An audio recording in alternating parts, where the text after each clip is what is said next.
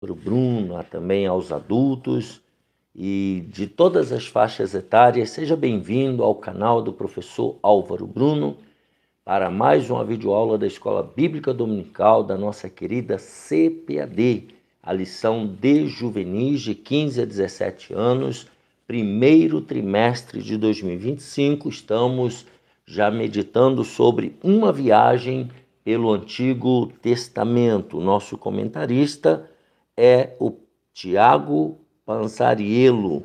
Tá? Esse é o nosso comentarista desta lição. Estamos na lição número 2, 12 de janeiro de 2025. Já deixa aqui embaixo o seu gostei, se inscreva no canal, compartilhe essa videoaula com o maior número de pessoas para que elas sejam abençoadas por Deus e também incentive outras pessoas a se inscreverem no canal. Lembrando que a Casa Publicadora das Assembleias de Deus é a livraria evangélica, a livraria onde você compra livros, revistas e materiais evangélicos para o seu crescimento espiritual. Portanto, vale a pena você passar numa livraria CPAD. Aqui em São Paulo, onde estamos, a loja da CPAD se encontra na rua João Tobias, 360, ali no Belenzinho, bem ao lado do novo templo da Assembleia de Deus do Belenzinho. Ali no novo templo também da Assembleia de Deus, no térreo, você também tem a livraria da associação, onde você também compra livros evangélicos, materiais evangélicos para o seu crescimento espiritual. E a Provix, a livraria online do pastor Fernando, nosso parceiro, nosso amigo, que também é um dos nossos patrocinadores. Portanto, você comprando na Provix, você ajuda diretamente aqui o nosso canal. Quero agradecer, irmão Reginaldo Aparecida Amaral, sua esposa Maria Francileide, que tem nos cedido esse espaço para que colocarmos provisoriamente o nosso estúdio. Deus abençoe essa família, Deus abençoe também o irmão Josué, marido da Marilena, da congregação ali do BNH, onde servimos a Deus. Deus o abençoe também. Esse cenário, essa iluminação é parte do trabalho do irmão Josué, trabalho voluntário, trabalho de patrocínio. Deus abençoe a todos que estão orando por nós, minha família, Raquel, Bianca e Gabriel, meus amigos e irmãos do BNH e do Brasil inteiro que estão nos ajudando e nos apoiando nesse projeto. Vamos lá, 12 de janeiro, lição de juvenis, a origem dos hebreus. O texto está em Gênesis 15, 8. Naquele mesmo dia fez um Senhor um concerto com Abrão, dizendo: a tua semente tenho dado esta terra, desde o rio do Egito até ao grande rio Eufrates. A leitura bíblica em classe está em Gênesis 15, do versículo 7 ao 21. Disse-lhe mais: eu sou o Senhor que te tirei de Ur dos Caldeus, para dar-te a ti esta terra para a herdares. E disse ele: Senhor Jeová, como saberei que hei de herdá-la? E disse-lhe: toma-me uma bezerra de 3 anos, e uma cabra de 3 anos, e um carneiro de 3 anos, e uma rola, e um pombinho. E trouxe-lhe todos estes, e partiu-os pelo meio, e pôs cada parte deles em frente da outra, mas as aves não partiu. E as aves desciam sobre os cadáveres, Abrão, porém, as enxotava. E pondo-se o sol, um profundo sono caiu sobre Abrão. E eis que grande espanto e grande escuridão caíram sobre ele. Então disse a Abrão: saibas de certo que peregrinas será a tua semente em terra que não é sua, e servi-los-á, e afligi-la-ão 400 anos. Mas também eu julgarei a gente a qual servirão, e depois sairão com grande fazenda. E tu irás a teus pais em paz, em boa velhice serás sepultado. e a quarta geração tornará para cá, porque a medida da injustiça dos amorreus não está ainda cheia. E sucedeu que, posto o sol, houve escuridão, e eis um forno de fumaça e uma tocha de fogo que passou por aquelas metades. Naquele mesmo dia, fez o Senhor um concerto com Abrão, dizendo: a tua semente tenho dado esta terra, desde o rio do Egito até ao grande rio Eufrates, e o queneu, e o quinezeu, e o cadmoneu, e o eteu, e o ferezeu, e os refaíns, e o amorreu, e o cananeu, e o girgazeu, e o jebuseu. Então, nós temos aqui a leitura bíblica em classe, e os objetivos desta lição são os seguintes. Primeiro, destacar a origem do povo hebreu, que é do Oriente, próximo ao mar Mediterrâneo. Segundo objetivo, mostrar que o povo de Israel é descendente de Abraão. E terceiro objetivo, enfatizar que, após a escravidão no Egito, o povo partiu rumo à terra prometida, Canaã. No primeiro ponto, ele diz: a Mesopotâmia é uma das regiões mais antigas do mundo e é tida como o real berço da civilização. Então, todo mundo nasceu ali, na região da Mesopotâmia. Mesopotâmia significa literalmente entre rios, né? Rio Tigre e o rio Eufrates, fazendo referência a esses dois rios, Tigre e Eufrates. Esses rios são mencionados no relato da criação, né? Quando Deus criou o homem, quando Deus planejou um jardim no Éden. Nesse jardim é mencionado um rio com 4 braços que saía do Éden, a saber, Gion, Pison, Tigre e Eufrates. Está lá em Gênesis 2, do versículo 8 ao 17. Então, ali eram 4 rios, 4 braços de rios. Como sabemos, os rios Tigre e Eufrates permanecem com tais nomenclaturas até hoje. Então, desde o início da civilização até hoje, esses 2 rios ainda com o mesmo nome. Por isso, esta região da Mesopotâmia foi considerada o primeiro berço da humanidade. Foi ali que surgiu o homem.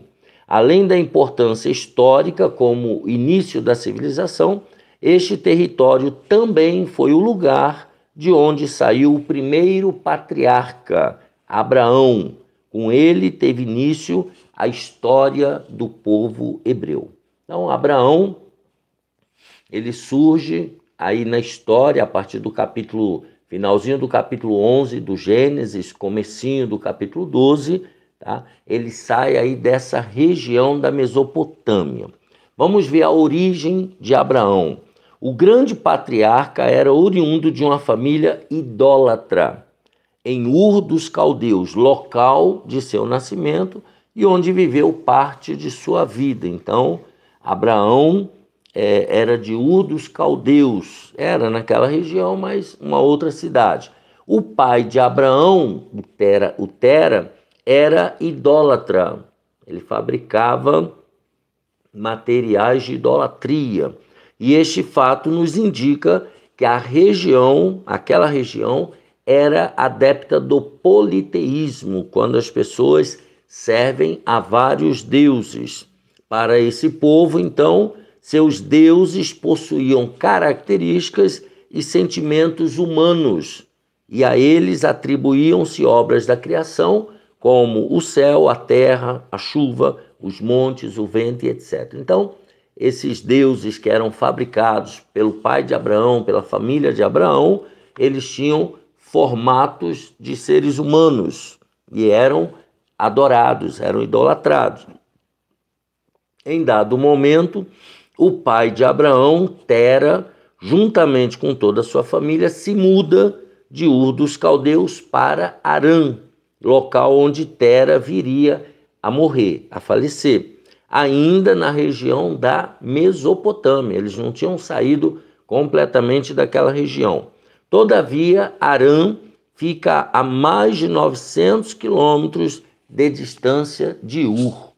A quase 1.000 quilômetros eles conseguiram avançar, mas ainda estava na região da Mesopotâmia. Abraão sai da sua terra. Nós estamos falando aqui do patriarca, de onde Deus começou toda a história dos hebreus. Abraão recebeu a ordem de Deus para sair de Ur dos caldeus, a fim de peregrinar. Então, ele tinha que andar, né, por aquela terra, era a ordem de Deus, sem que o Senhor apontasse a direção ou o tempo de sua jornada. Então, Abraão, ele saiu sem saber para onde ia, nem quanto tempo demoraria para chegar. Por obedecer, então, à ordem divina, a ordem de Deus, ele é conhecido como o pai da fé. Tá? Saindo sem saber para onde iria, crendo contra a esperança, Romanos 4:18. Então, Abraão, ele recebe uma ordem de Deus e ele atende aquela ordem e começa a obedecer. Ele saiu de Ur dos caldeus, tá? E começou a peregrinar. Deus ainda não havia mostrado para onde ele ia, para onde ele iria. Ele simplesmente foi crendo na direção de Deus. Então nós temos aqui a primeira peregrinação de Abraão é de Ur para Harã, ainda com seu pai Tera. Ele ainda estava vivo, o pai de Abraão ainda estava vivo. Depois que recebeu o seu chamado ainda em Ur, Atos 7:2-4, e após a morte de seu pai em Harã, Abraão se deslocou em direção a Siquém, que fica na região de Canaã, a mais de 600 quilômetros de Harã. Então, Abraão agora já está a caminho de Canaã. O exemplo de Abraão ensina que, para os desígnios do Deus eterno, não importa a nossa origem. Se você vem ou não de um lar evangélico, por exemplo, o Senhor nos chama para cumprir seus propósitos. Então, eu e você, não importa se a nossa etnia, não importa a cor da nossa pele, não importa a origem dos nossos pais, dos nossos antepassados, se Deus chamou, Ele vai te levar até onde Ele quer.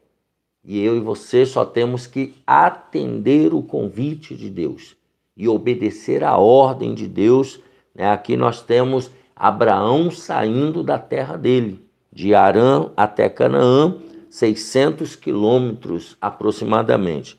Isso tudo feito a pé ou de camelo ou de cavalo, esses meios de transporte que eles tinham na época. Vamos falar de Canaã, a terra que mana leite e mel e é a glória de todas as terras. Ezequiel, capítulo 20, verso 6.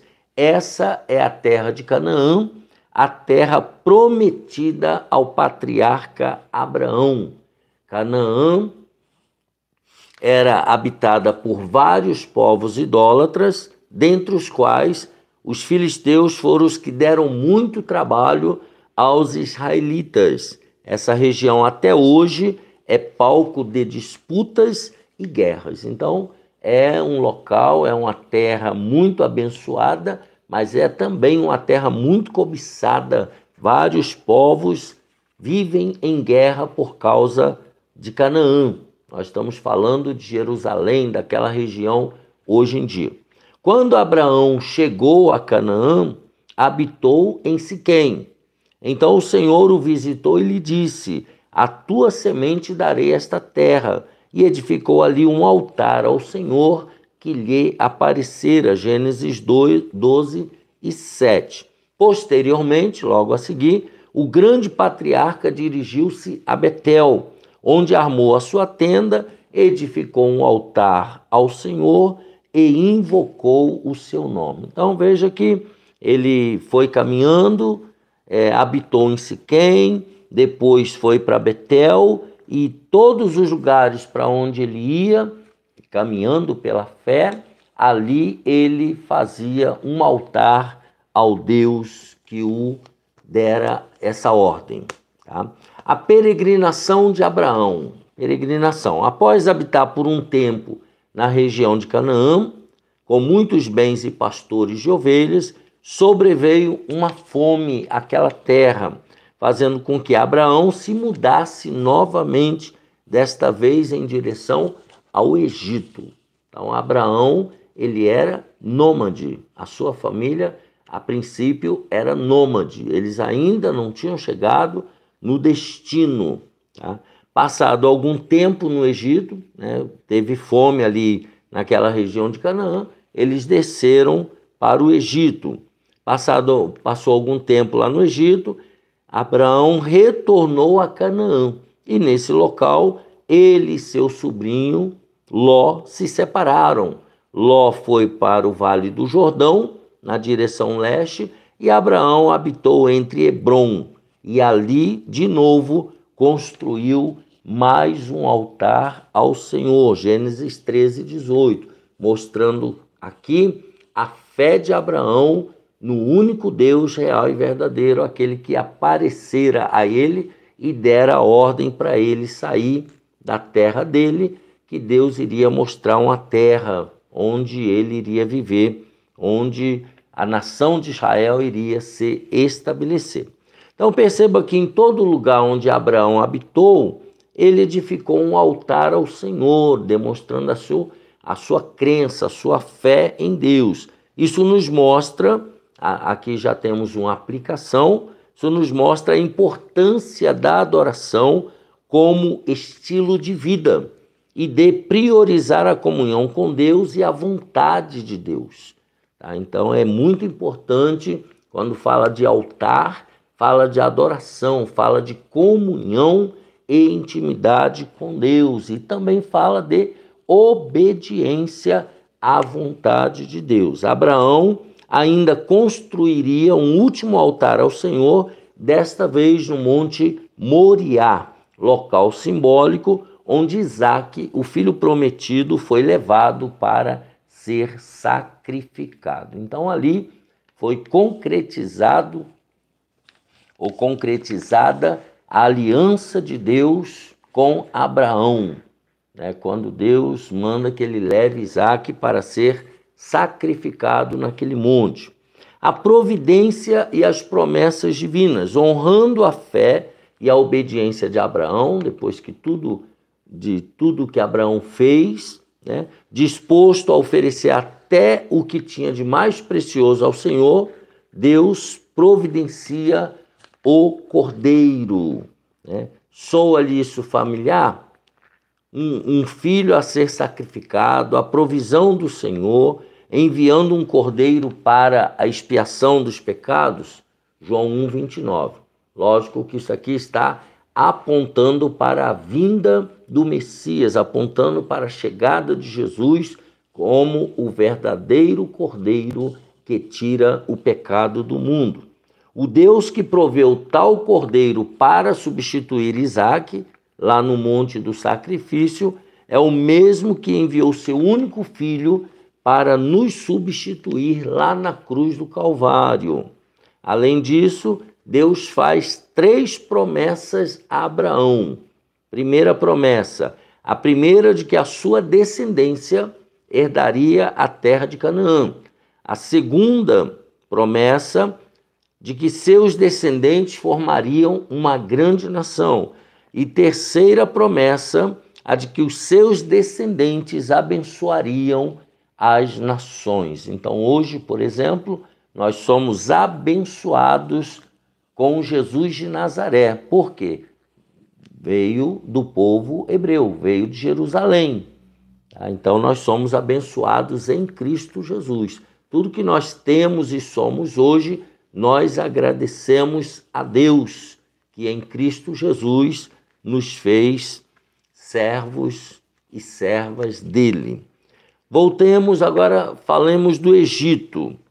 A região do Egito é famosa por causa do rio Nilo, até hoje, e a parte final desse rio é conhecida como Delta do Nilo, por sua similaridade com a quarta letra do alfabeto grego, né, a letra delta, muito utilizada em fórmulas de física. Todos nós que fizemos ensino médio, que aprendemos um pouquinho de física, nós nos deparamos com essa letra delta. Quando Abraão foi para o Egito, ele habitou nessa região do delta do Nilo. Então ali ele já fez uma morada durante a sua peregrinação. Quando o patriarca chegou ao Egito, o país já possuía uma cultura com mais de 1000 anos de história. Então o Egito já tinha lá suas tecnologias, já tinha 1000 anos de história. Tal riqueza cultural e antropológica é evidenciada por suas peculiaridades, tradições, múmias, monumentos e pirâmides até os dias de hoje. Então, até hoje, o Egito é reconhecido como uma grande nação, com muitas tradições, na verdade. Na ocasião de Abraão, os egípcios também já possuíam uma agricultura forte aos redores do Nilo, do rio Nilo, que proporcionava uma prosperidade agrícola. Então, aquele povo já estava com a tecnologia avançada na área agrícola, na área de plantação. Foi no Egito que Abraão contou que Sara era sua irmã, em vez de contar que ela era sua esposa, pois era costume da época que se um rei, um faraó, ficasse atraído por uma mulher casada, ele mandava matar o marido para ficar com a mulher.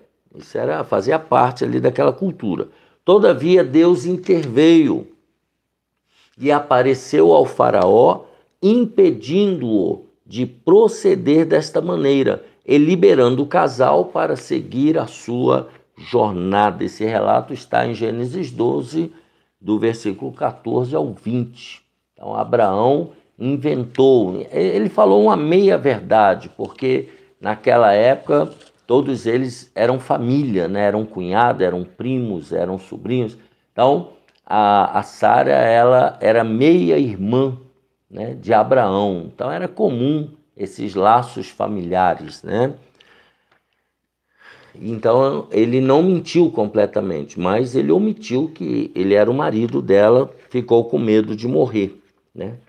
O Egito na história dos hebreus. O Egito é de suma importância para a história do povo hebreu, pois foi nesta nação que José, filho de Jacó, foi alçado ao posto de governador por ter interpretado os sonhos de Faraó acerca dos 7 anos de fartura, que viriam seguidos por outros 7 anos de escassez. Além de interpretar o sonho de Faraó, José também se mostrou um exímio estrategista e administrador, quando orientou a Faraó, né, a guardar 1/5 da colheita durante os anos de fartura. De fato, né, quando os anos de fome chegaram, muitos povos de nações vizinhas foram pedir ajuda ao Egito, dentre eles toda a família de Jacó, o qual achava que José já estivesse morto há muitos anos. Jacó, então, ele não sabia que José, em vez de ser morto pelos seus irmãos, na verdade ele foi vendido como escravo para os ismaelitas. Então, mas na cabeça de Jacó, os seus filhos contaram que José tinha sido morto por uma besta fera. Tá? Então, agora aqui vai haver a revelação de que ele está vivo. O livramento de Deus no Egito. Devido ao cargo e sabedoria de José, houve grande livramento para diversos povos, saciando a fome e garantindo a sobrevivência até de outras nações, graças à gestão de recursos do Egito, mesmo em meio à crise. Então, houve ali na gestão de José, por ordem do faraó, uma administração de todo o alimento, né? E agora todos os povos estavam indo até lá para comprar, né, trigo, para comprar materiais para matar a fome. Toda a família de Jacó, que era em torno de 70 pessoas, mudou-se para o Egito. Aqui, depois de José se revelar, depois de José mandar buscar o seu pai, etc. Mudou-se para o Egito e estabeleceu-se na terra de Gósen. Você está lá em Gênesis 46. Lá, esse povo cresceu e se multiplicou de forma pacífica, até que ascendeu ao poder um faraó que não conhecia José. E ao ver o crescimento espantoso e abençoado do povo hebreu, temeu que se aliançasse a outros povos e os subjugassem, por isso os escravizou. Agora, esses filhos de Jacó, essa família de Jacó, que se multiplicara, agora eles vão se tornar escravos na nova gestão, tá? Na nova gestão do novo faraó. O povo hebreu se manteve nessa condição de escravo por aproximadamente 400 anos, até a ascensão de Moisés, o grande libertador. Então Deus iria levantar Moisés para libertar, juntamente com seu irmão, libertar os hebreus do cativeiro ali egípcio. E aí então vai começar a peregrinação dos hebreus ao longo do deserto, ao longo de 40 anos. Assim, nós pegamos panoramicamente a origem dos hebreus. Na próxima aula, a gente vai conhecer outros patriarcas, né? Nós vamos ver aí Abraão, Isaque e Jacó, né? Como é que eles foram usados por Deus na formação do povo hebreu. Um abraço apertado para você, juvenil, para todos que assistiram essa videoaula. Deixa aqui embaixo o seu gostei, se inscreva no canal, incentive outras pessoas a se inscreverem no canal. Digita aqui embaixo as suas observações, aquilo que você aprendeu, aquilo que você entendeu. E Deus te abençoe e te guarde. Até a próxima, se Deus quiser.